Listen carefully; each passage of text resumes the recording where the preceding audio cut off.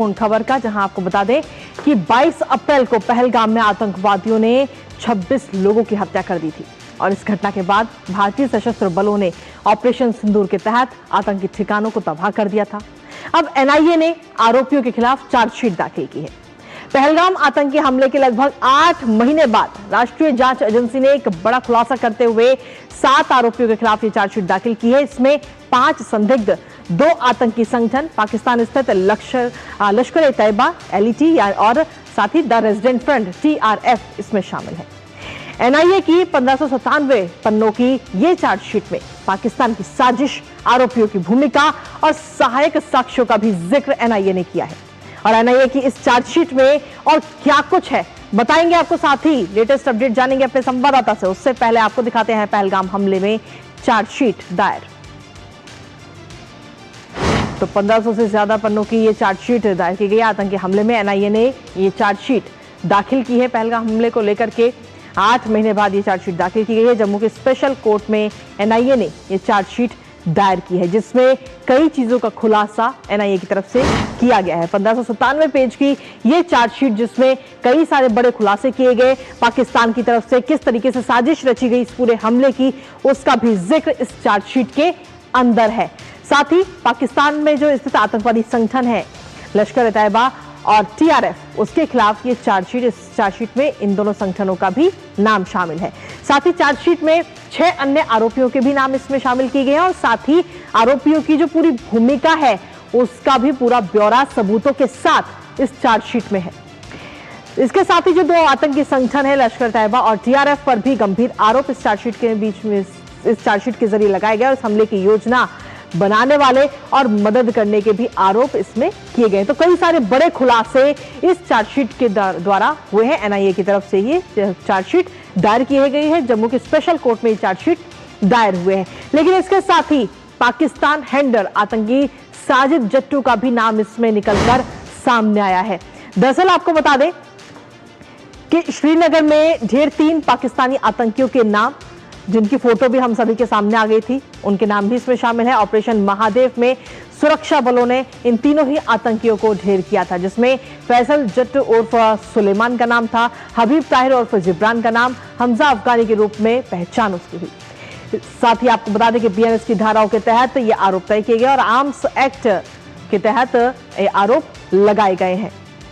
इसके अलावा अगर हम देखें तो अब ये चार्जशीट दायर करने के बाद में कई सारे पाकिस्तान को लेकर के कई सारे खुलासे तो हुए ही, लेकिन साथ ही UAPA के तहत संबंधित प्रावधानों के तहत भी आरोप इसमें तय किए गए हैं और भारत के खिलाफ युद्ध छेड़ने के लिए भी धारा इसमें लगाई गई है कि भारत के खिलाफ जो मंसूबे थे उसकी भी धारा इसमें लगाई गई। आतंकियों के पनाहगारों पर भी चार्जशीट दायर है।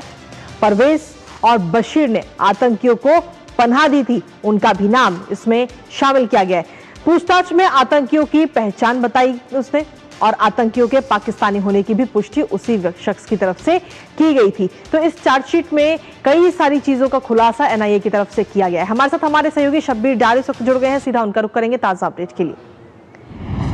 शब्बीर, सीधे तौर पर 1500 से ज्यादा पन्नों की ये चार्जशीट दायर की गई है, जिसमें पाकिस्तान की तरफ से किस तरीके से ये पूरा प्रायोजित आतंकवादी हमला था उसका भी जिक्र किया गया, आतंकी संगठनों का जिक्र किया गया, जो तीनों आतंकी थे जिन्हें हमारी टीम ने मार गिराया था उनका भी जिक्र इसमें किया गया। शब्बीर जी बिल्कुल, ये एक जो है पाकिस्तान के खिलाफ एक लीगल डॉक्यूमेंट बनने जा रहा है, क्योंकि जो भी इंडिया में आज तक पाकिस्तान ने जितने भी टेररिस्ट एक्ट अंजाम दिया, उसके बाद जो इन्वेस्टिगेशन हुई है और पाकिस्तान को अगर इंटरनेशनल कोर्ट में भी उनको लिया गया है, तो हमेशा पाकिस्तान वहां पे है वो मानने से इनकार कर रहा था। लेकिन आज की जो इन्वेस्टिगेशन है, जो 1900 से ज्यादा पेजेस पे, पन्नों पे, जो ये 8 महीने तक एक साइंटिफिक तरीके से जो एनआईए ने जो इन्वेस्टिगेशन की है और जो इस चार्जशीट में जो कल जम्मू के स्पेशल एनआईए कोर्ट में एनआईए ने दायर की है, तो उसमें जो खुलासे हुए हैं वो बिल्कुल जो इस पहलगाम अटैक के जो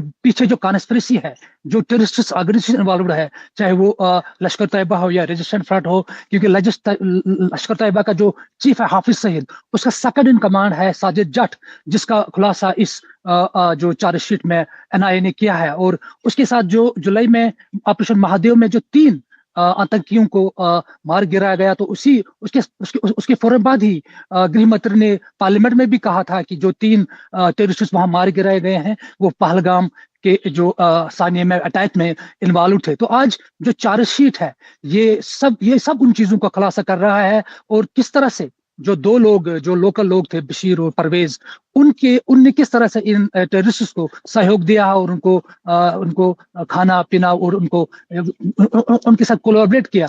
तो उस चीज का भी खुलासा आया है, इसलिए इन सब लोगों का जो नाम है चार्जशीट में है। और अभी एनआईए ने भी कहा कि इन्वेस्टिगेशन अभी जारी है कि किस तरह जो कॉन्स्पिरेसी रचाई गई पाकिस्तान में, और यहाँ पे जो एक्यूज्ड है उनका क्या रोल रहा, और किस तरह से उन्होंने जो ये गिनाहनी टेररिस्ट अटैक यहाँ पे अंजाम दिया, इसके पीछे पूरा जो अभी इन्वेस्टिगेशन है, और इन्वेस्टिगेशन जारी है। 5 जनवरी को फिर से एनआईए जो है इस केस के चलते स्पेशल कोर्ट की एनआईए कोर्ट में फिर से एक बहस होगी, जिसमें ये जो पूरी कॉन्स्पिरेसी है, एक्यूजर का रोल जो है, और किस तरह से पाकिस्तान ने ये जो टेररिस्ट अटैक इंडिया में करवाया उसके एक बहस होगी, और पूरा जो खुलासा होगा और ज्यादा डिटेल्स हैं वो 5 जनवरी को निश्चित तौर पर एनआईए कोर्ट के सामने लाई जाएगी। लेकिन ये बिल्कुल एक फुल प्रूफ केस है पाकिस्तान के खिलाफ, और किस तरह से जो है यहाँ पे भारत में कश्मीर में उन्होंने जो अटैक करवाया है, और किस तरह से हाफिज सईद से लेके साजिद जट तक वहां जो दोनों हैंडलर्स है उन्होंने किस तरह से कॉन्स्पिरेसी रचाई, और किस तरह से यहाँ पे जो पाकिस्तानी 3 टेररिस्ट है उन्होंने ये पहलगाम में कुछ लोकल सहयोगों से वो अंजाम दिया। और उसके बाद जो ऑपरेशन महादेव में जो 3 लोगों को मार गिराया गया, वहां पे जो मटेरियल फोर्स के हाथों आया है, कुछ फोन्स जो है मिले हैं, और बाकी कुछ डिजिटल इक्विपमेंट मिले हैं, वो एनआईए ने उन चीजों से भी जो है इन्वेस्टिगेशन को आगे लिया, और एक फुल प्रूफ केस पाकिस्तान के खिलाफ इस वक्त एनआईए ने बनाया है। चलिए, बहुत बहुत शुक्रिया शब्बीर, तमाम जानकारी और अपडेट्स हमारे साथ साझा करने के लिए, इस महत्वपूर्ण खबर से जुड़ी हुई।